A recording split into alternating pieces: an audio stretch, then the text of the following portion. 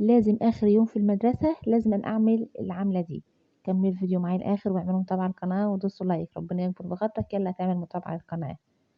لازم كل آخر أسبوع آخر يوم في الأسبوع اللي هو يوم الخميس أعمل عمل ولادي ييجوا من المدرسة، أقوم مالية الغسالة دورة المَيّة بتاعتها، أكبر دورة فيها بتاخد ساعتين، بتاخد أكتر، بتاخد أقل، بس أهم حاجة تكون الكوتشيات بتاعتِك بتخش الغسالة.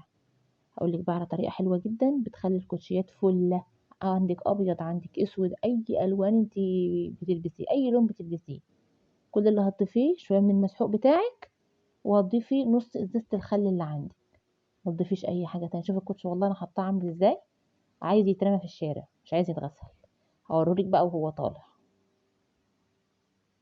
فهتقولي لي بتحطي الكوتشيات في الغسالة، هاقول لِك أنا ما باعرفش أغسلهم، أنا كمان الكوتشيات اللي أنا جايباها السنة دي قماش، ما جبتش الأنواع التانية دي. هتقولي لي برضه كوتشياتكم كلها شكل واحد، أنا ولادي يا جماعة هُم كده، واحدة فيهم اختارت لون لازم الباقي كله يجيب اللون، أنا عندي ال3 بنات كده، واحدة فيهم جابت لون اختارت لون لازمًا الباقي يجيب كده، وده على فكرة ريحني إن أنا حتى لمّا باروح أجيب حاجة لهم باجيب نفس الحاجة بس بمقاسات مختلفة، فده مريحني أنا بقى.